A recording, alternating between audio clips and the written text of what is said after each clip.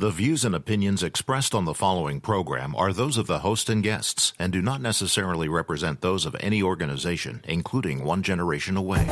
The freedom of a people to choose its leaders is the root of liberty. Keep alive this experiment in liberty. Liberty, in case you've forgotten, is the soul's right to breathe. Government should be very minimal in protecting liberty. Peace cannot be purchased at the cost of liberty. The sturdy ground of liberty. Liberty once lost is lost forever. Fight for their liberty and for our security. Guarantees individual liberty. This great republic born alone in liberty. Liberty. Liberty. Liberty. Liberty. Liberty. Liberty. Liberty.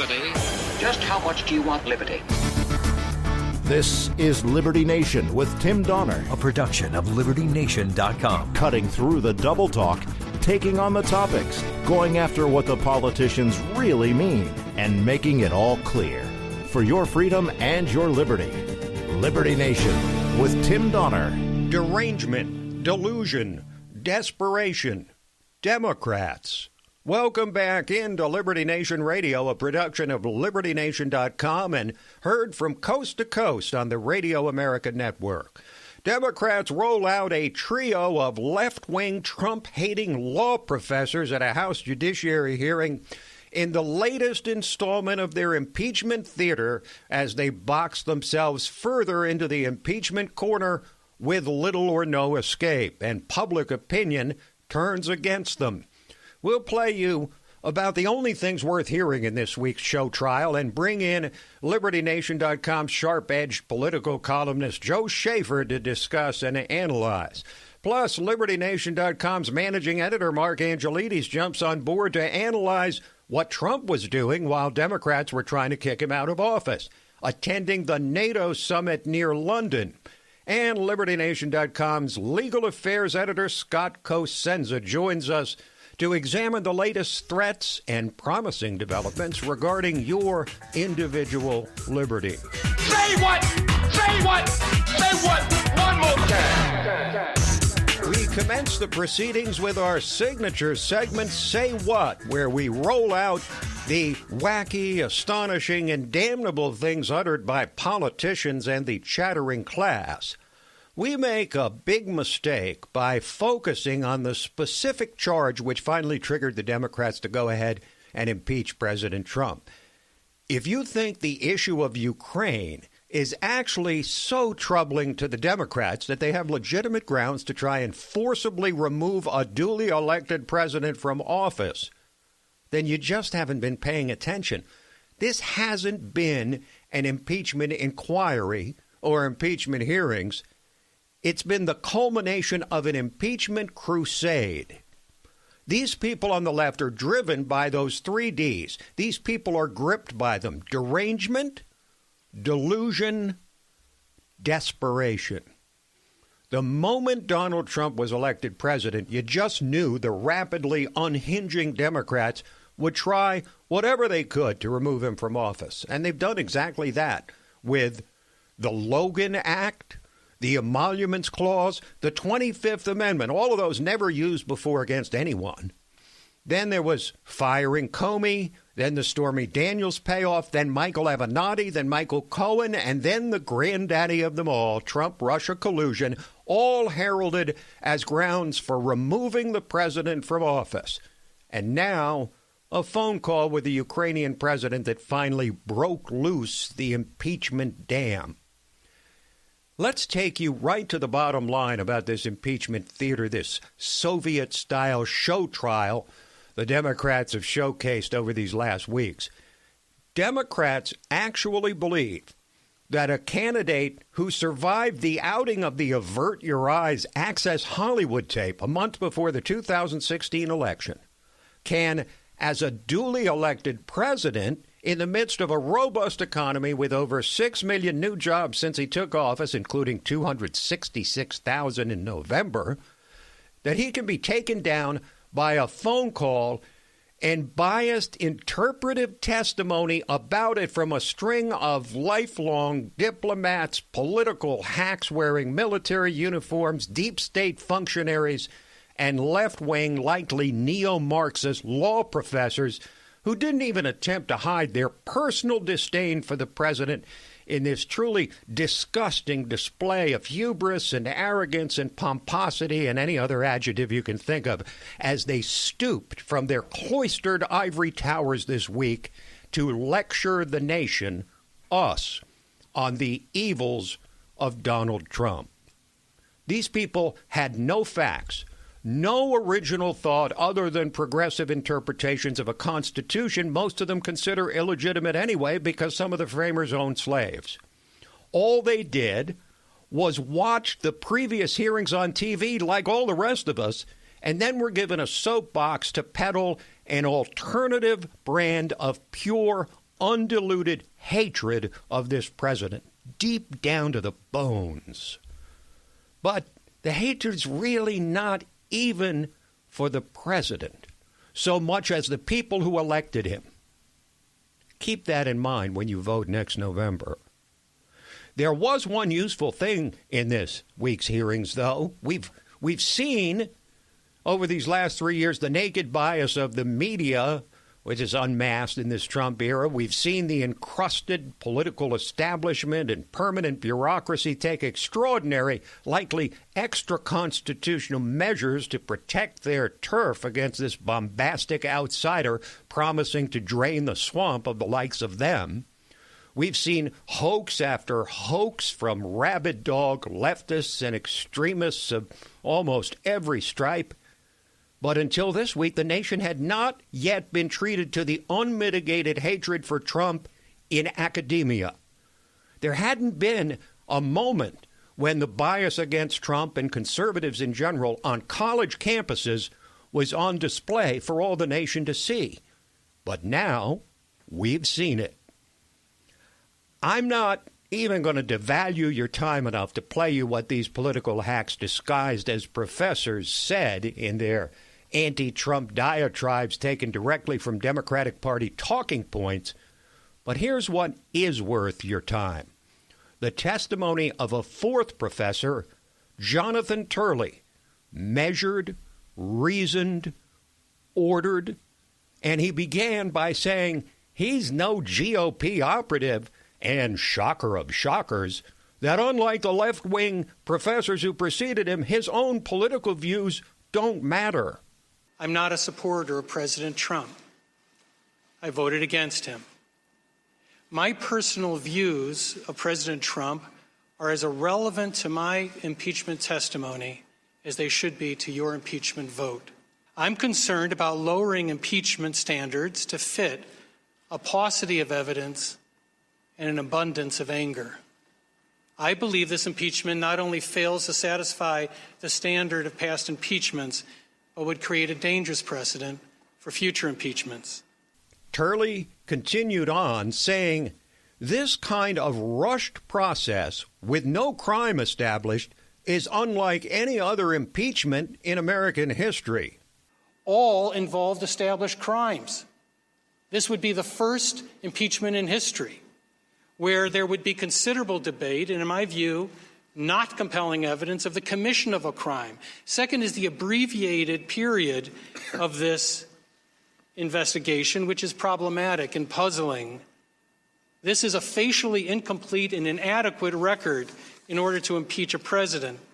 And now, in perhaps his most enlightening remarks, Jonathan Turley said this impeachment effort is exactly what the framers did not have in mind when they wrote impeachment into the Constitution. We are living in the very period described by Alexander Hamilton, a period of agitated passions. I get it. You're mad. The president's mad. My Republican friends are mad. My Democratic friends are mad. My wife is mad. My kids are mad. Even my dog seems mad. And Luna's a golden doodle, and they don't get mad. So we're all mad. Where has that taken us? Will a slipshod impeachment make us less mad? Will it only invite an invitation for the madness to follow every future administration? That is why this is wrong. And now it's up to the American people to ultimately decide whether this impeachment is wrong or right. They will register their opinion next November. But before we end this segment, I was trolling for the best single soundbite to exemplify the derangement, delusion, and desperation of the forces arrayed against this president. And here's what I found. This is sissy boy little Brian Stelter, the so-called media analyst for CNN, interviewing a former Moonie, a former cult member, Steve Hassan, who says that Trump and the 63 million people who voted for him are a cult.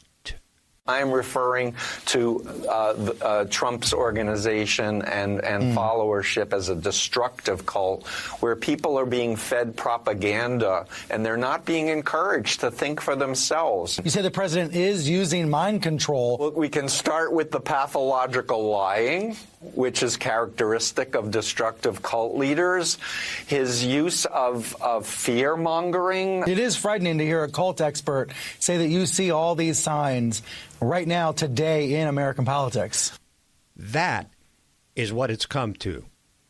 Folks, I'm surely not alone in wishing this election could happen right now, today, so you and I and our fellow Americans could weigh in on this kind of derangement and delusion and desperation. But remember that soundbite among all the other elite media propaganda and what it says about anyone who voted for Trump when you enter the privacy of the voting booth in less than 11 months. We will consider the consequences for Democrats of their impeachment obsession in a few with LibertyNation.com's outspoken political columnist Joe Schaeffer. But first, we'll analyze what the president was doing this week while the Democrats were trying to kick him out of office at the world stage of the NATO summit. Liberty Nation with Tim Donner.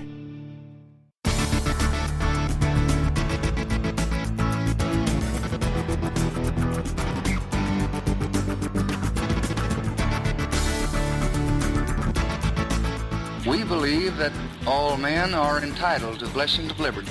This is Liberty Nation with Tim Donner.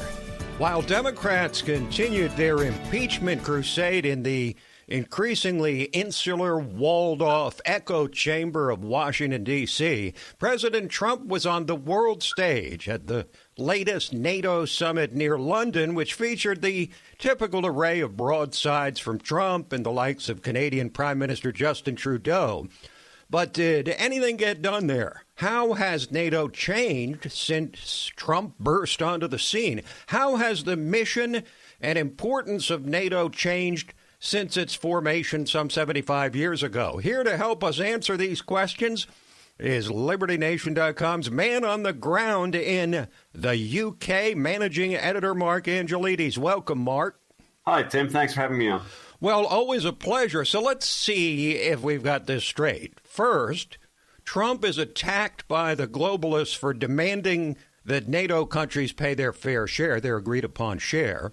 Then later, Trump is attacked for the opposite, refusing to take up arms against another NATO member, Turkey. And this week, Trump is sounding like a great defender of NATO after remarks by the French President Emmanuel Macron that NATO is brain dead. Help us figure all of this out, please.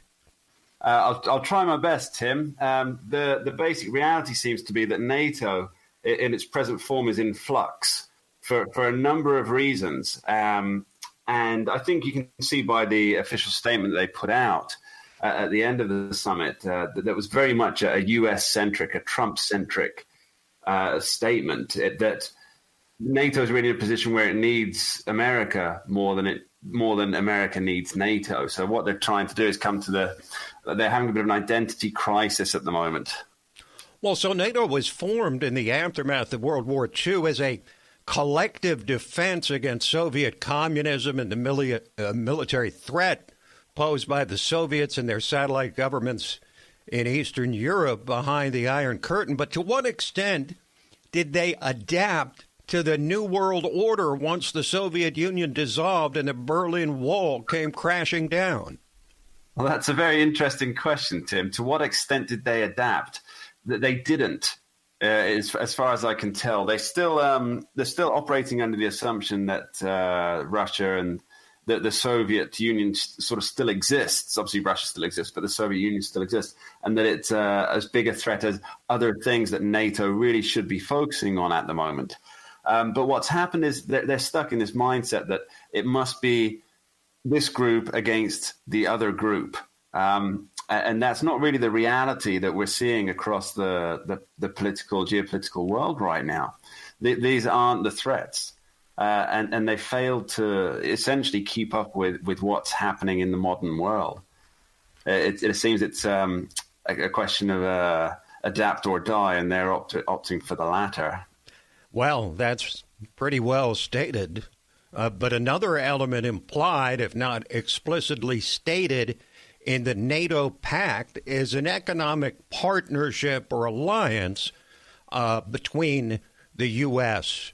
and its European allies. But ever since the advent of the European Union, Europe and the U.S. have become economic competitors on energy, most prominently, but many other things. Does this fundamentally change the foundation of this 29-nation alliance? Well, initially, there was always some competition in terms of who gets the energy, who gets the trade deals. It was always very much a backroom boys club in this kind of thing. But the real thing that I believe is fueling the shakiness, let's call it, of NATO at the moment, it is not the NATO-Trump relationship or the NATO-US relationship, but rather what the European Union is doing. They've set up something called the Permanent Structured Cooperation, or PESCO, which is, for all intents and purposes, it's a European army. And what this is going to be a new form of NATO. Now, if you have all of these individual European Union members, their nations, they have brigades within their army or groups within their own military forces that are under the control of the European Union, then this is essentially another NATO. So instead of, because NATO, as you know, it's all for one and one for all. If one member state is attacked, then they all agree to retaliate. And what the European Union has created is essentially it's an army, whereas if one of the European nations is attacked, one of the European Union nations is attacked, then of course they already have the army in place. So it's a secondary NATO, and this is really undermining the whole thing a lot more than economic competition, I would suggest. Well, we all know that if a NATO member gets attacked, that it's going to be U.S. weapons, U.S. forces, U.S. military that's going to come to their aid and comfort. We all know that, but of course these other 28 nations like to posture as if it's all sort of level across the board. Now, Mark, Trump famously demanded the 2% defense spending by each of the NATO countries, which they're all signed on to do. What's been the result of Trump's aggressive posture on this? Well, initially there was obviously pushback, as I'm sure you remember, but really pretty much everybody's gotten in line now. So the increase is in the billions and looking to rise. And it's not as though Trump demands something that is unreasonable in this situation. This is something that was jointly agreed by everybody. Thanks for joining us. My pleasure. Mark Angelides, managing editor of LibertyNation.com, joining us from his beloved UK. Liberty Nation with Tim Donner.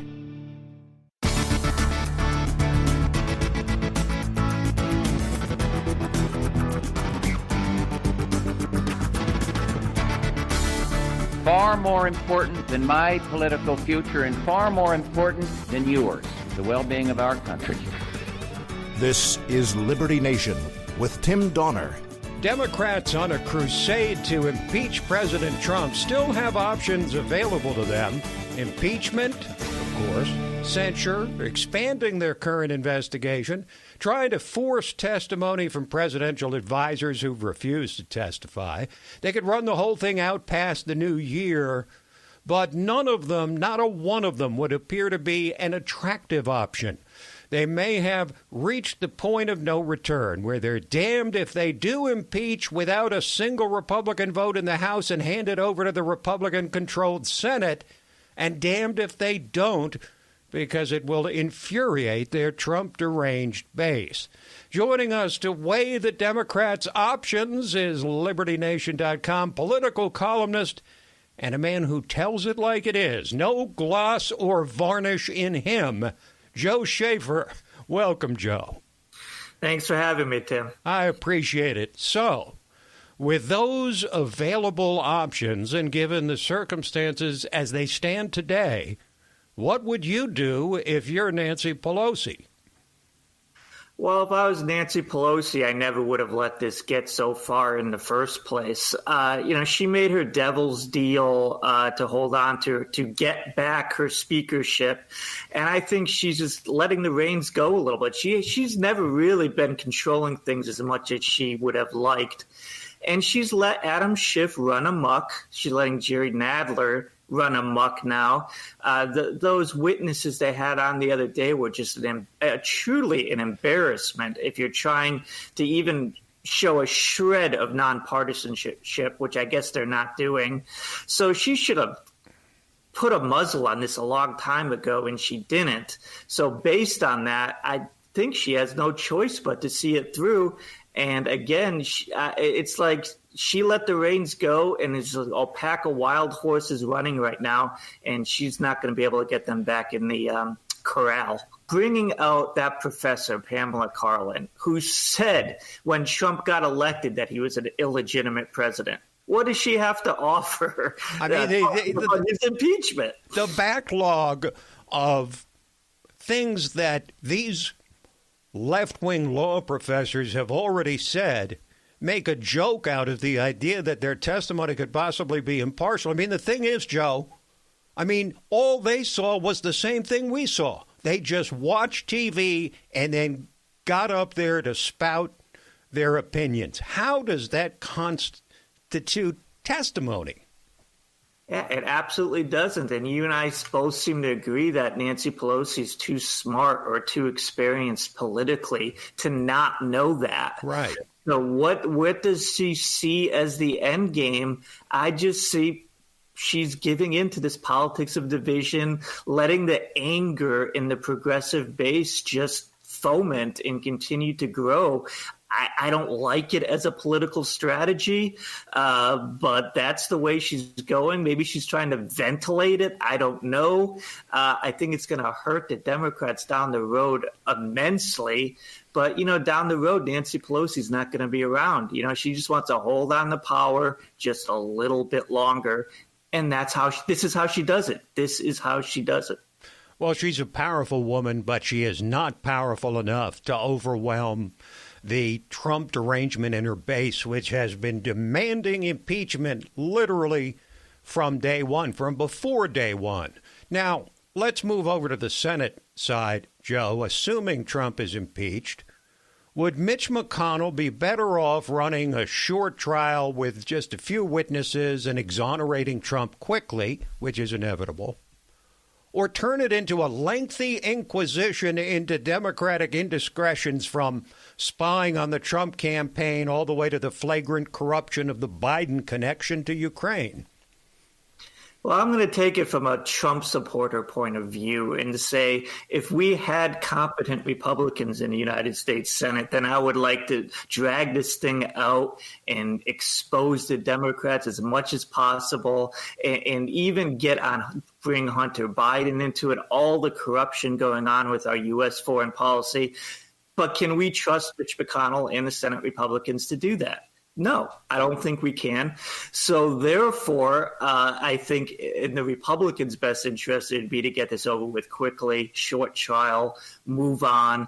We've all been waiting for them to do something to help enact Trump's agenda, and that isn't happening. So a long impeachment trial is going to even prevent that even more. It seems to me that the crucial test for Republicans is whether they're willing to call Hunter Biden, because it's around him that the Ukraine story actually revolves. And that's what the phone call by Trump and Zelensky involved, was the corruption of Hunter Biden. So whether they call him or not will tell us a lot about whether they want a short trial or a long inquisition. In the meantime, Joe, what must the Democrats' presidential candidates be thinking right about now? Their agenda is being subsumed by impeachment, or maybe that's a good thing for them. What do you think? Well, actually, I think it's a good thing that people aren't paying as much attention to them because of the impeachment thing, because they've been overexposed. It's been going on for 11 months now, really. The campaign started in January. We've had 5 debates, and they keep saying the same things over and over again. So, I think the best thing for the Democratic presidential candidates is if we stop thinking about them for a couple weeks until the voting gets really close with Iowa and New Hampshire.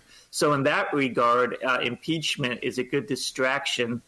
Get them out of the way for a while. Maybe they can refresh themselves over the holidays. And who knows, maybe they'll have something to actually say when they come back in January. Well, that's more optimism than I've heard you express in years, Joe, regarding the Democratic Party. But I can't let you go without asking you about the Democrat that bit the dust in recent days, the once promising but fast-sinking Kamala Harris. She seemed like such a promising left-wing candidate. What happened?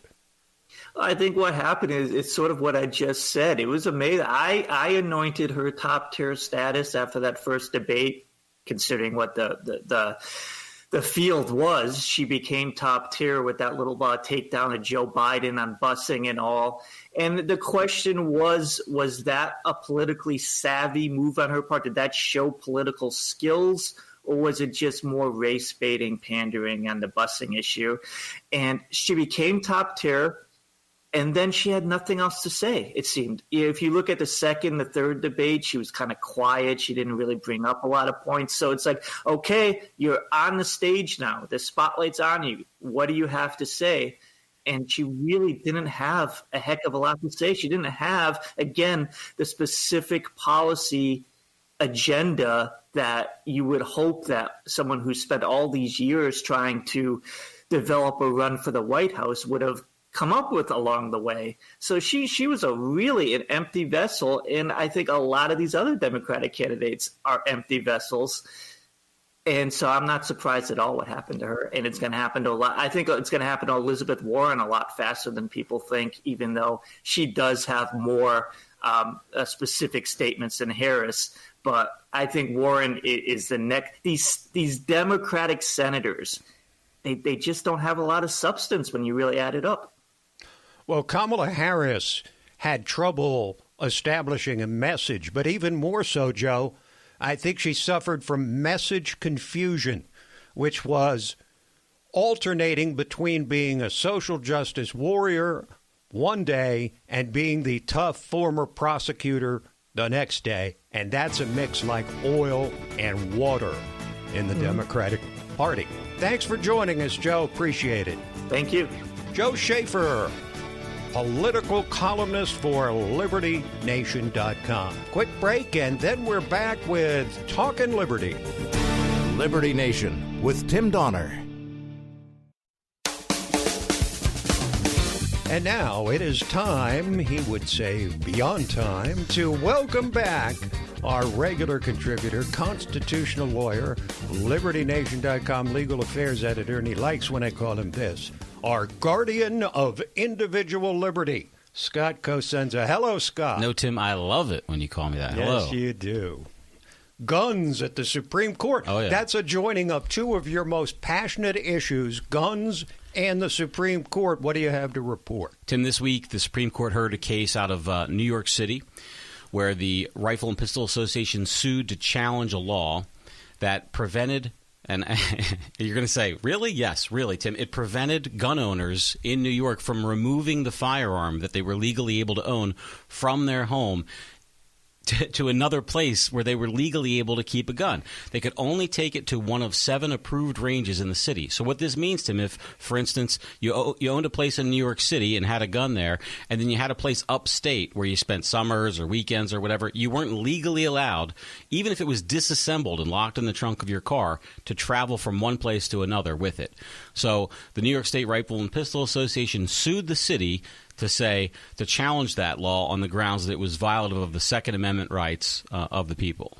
But there's another sort of second component to this case, Tim, which is the issue of mootness.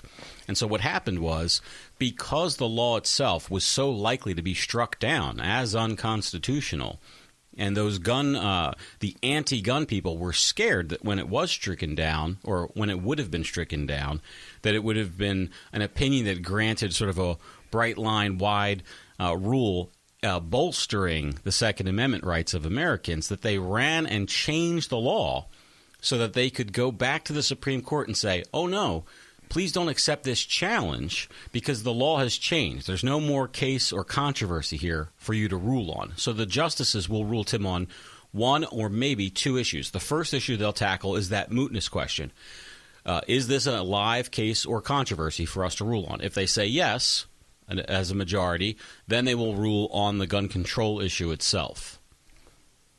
Let's move to something that will take a little bit of explanation, because when you hear the word sanctuary, you immediately, in the political context, think of sanctuary cities that house any illegal that wants to come, such as San Francisco and many other cities and counties across the country. But here in Virginia, our home state, there's a sanctuary county movement that has nothing to do with the illegals, but a lot to do with firearms. Tim, ever since the November election, when Democrats won a majority in the Virginia legislature, they have telegraphed their intention to deluge the Commonwealth with new and onerous gun controls. The Commonwealth of Virginia is a place that is a liberal state when it comes to gun rights, and these laws, if passed, would make us, if not the most restrictive, one of the most restrictive. So gun rights and activists and just people who wish to maintain their gun rights have petitioned their county and state governments to sort of rebuke and be a buffer to this state encroachment.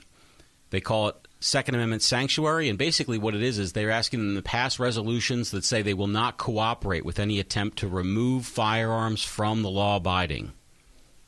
Now, the big question to follow up on this is what kind of force of law would be behind an individual county declaring itself a sanctuary county for firearms? Is it a greater degree of certainty that they could do it than, say, a city or municipality or county declaring itself a sanctuary county or city for illegals? Well, Tim, for instance, if you take a look at the office of sheriff, the sheriff is an elected position that has a sworn duty to uphold the Constitution of the United States. So if the sheriff believes that it's unconstitutional, any of these measures that may pass, they're an independent actor, and they're duty-bound to do so. So I think that it varies depending on the office involved and depending on their charter of governance. All right. We never thought this name was going to come up again. But here we are again. He's back. Trayvon Martin. Not him, of course, but him as a story, because he's being sued by a man famously described by a new demographic, which was invented by the left-wing media, white Hispanic George Zimmerman, because God forbid, Scott, anybody could think that a Hispanic of some color could possibly have done what George Zimmerman did to Trayvon Martin, but he is now suing Trayvon Martin's family. Why? We were debating the genesis of that line earlier today. It was CNN, Tim, I believe, that invented the white Hispanic. I'm still going with the New York Times, but I'm going to do deeper research on this. Tim, this suit comes from a filmmaker called Joel Gilbert, who published a film called The Trayvon Hoax, Unmasking the Witness Fraud That Divided America. And what he has discovered, Tim, is that, if true, the Martin family and prosecutors conspired to keep the real person who was on the phone with Trayvon Martin. You may remember that was one of the key sort of parts of that story. And there was this woman called Rachel Gentile who proclaimed to be that person and Trayvon's girlfriend. And this movie and suit alleges that that was a lie, and it was a lie in service of denigrating Mr. Zimmerman as a murderer or wanton killer, rather than the self-defense survivor of an attack with which the defense claimed, and which, of course, he was ultimately, acquitted for those charges. So is this another iteration of hands up, don't shoot? I mean, when you hear about the facts, Tim, as they allege, they are profoundly disturbing and include multiple levels of government, including the Justice Department, the Obama Justice Department, who paid for protests, you may recall, to bus people into Sanford, to demonize George Zimmerman, a man who is a Hispanic, who has, before any of this went down, really did fight for civil rights for black people in his own town against the police. It's true. It's been documented. And the problem is, Scott, it goes against the narrative. Just like Hands Up, Don't Shoot, just like Jussie Smollett, it goes against the narrative, so facts no longer matter. The narrative is everything with the left these days. We'll follow what happens with this. Now, it's almost like I thought you were inventing a term with this next story when you said justices are considering the copyright ability of state legislative codes. I understand what it means. I've just never seen it used before. Just like it sounds, the ability to secure copyright is what we're talking about. And what this is about is Georgia and other jurisdictions as well wish to control who gets to publish their laws and also profit from them. And so they often either sell the rights to publish them or publish them themselves and seek money from them. It's amazing, Tim, how even in 2019, with how open we think government could be with the internet and sunshine laws, there are still these barriers to people getting access to the laws. And this organization that promotes government access wants to basically publish the laws of Georgia. That's it, just so people know what the laws are. But they don't want them to without getting a check, okay, even though the people are subject to being under that law. And so what Georgia has said is... And it's just unbelievable. It is unbelievable. I mean, it really is. What Georgia has said is because these publications themselves are not solely the laws, but they also include what are essentially like key citations to other laws, that those citations allow them to then secure a copyright and then charge and also defend it, so that the publicresource.org could not publish it. So that's what the case is about. I see you shaking your head, and it's unbelievable. Okay, finally, Scott, 14 states are asking the Supreme Court to let President Trump and his administration resume federal executions. I had no idea that there was a movement afoot to resume federal executions. There is. The Trump administration and the Barr Justice Department have tried to reanimate the execution machine, Tim, and they have been frustrated by courts who have ruled that they are acting outside the scope of the law because the law requires them to use execution methods of the state in which the crime occurred. And the federal law or the federal practice now does not do that. And so that's the challenge to this death penalty measure. And, Tim, I bring it to the fore because I always think it's a profound danger when the government wants it to make it easier to kill people. Thank you, Scott. Thanks, Tim. This program, Liberty Nation Radio and LibertyNation.com's own podcast, The Uprising, hosted by Scott, and The Rabbit Hole, Politics and Prose, where past is prologue, hosted by our own dignified Brit, Mark Angelides. All of it available on demand at LibertyNation.com. So that is it for this week, but we'll be back at you next week. Same time, same station. In the meantime, this is Tim Donner saying stand up for liberty, and we'll see you next time on Liberty Nation Radio.